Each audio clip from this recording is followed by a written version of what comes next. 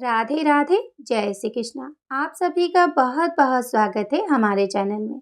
आप सभी को चैत नवरात्रि की बहुत बहुत शुभकामनाएं। तो देखिए, आज की इस वीडियो में हम नवरात्रि की बहुत ही सरल पूजा विधि देखेंगे।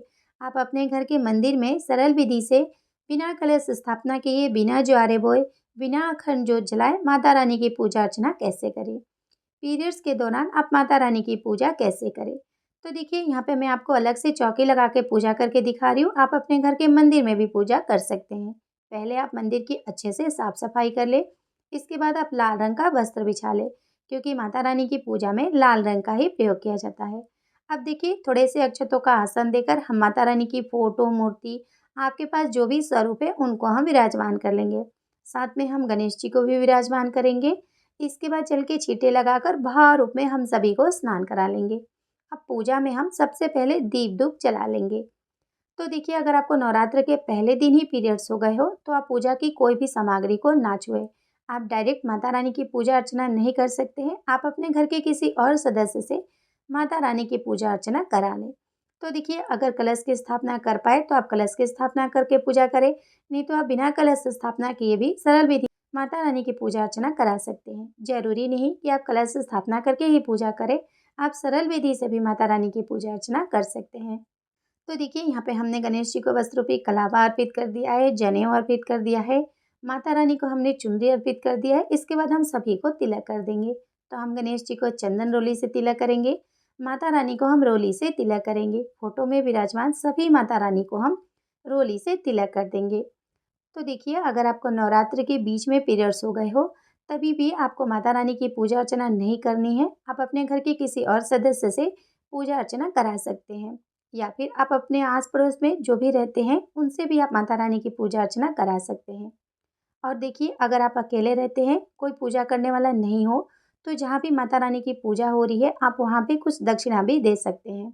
इससे भी आपको नवरात्रि का पूरा फल प्राप्त होगा। तो आप ये भी कर सकते हैं। तो देखिए, हमने यहाँ पे सभी को फूल अर्पित कर दिया है।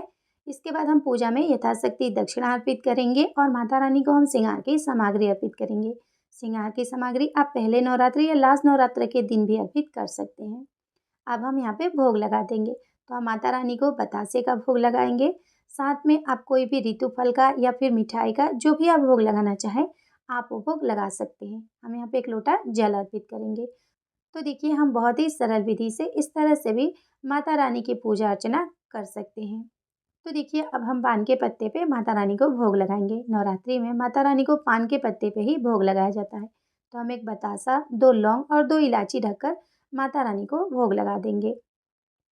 लौंग आपको फूल वाले ही लेने हैं। अब हम हाथ में फूल और अक्षत लेकर दुर्गा सप्तशती का या फिर नवरात्रि व्रत की कथा सुन लेंगे। कथा सुनने के बाद हमने जो फूल लिया है वो हम माता के पास अर्पित कर देंगे। इसके बाद देखिए, हम यहाँ पे छोटा सा हवन करेंगे।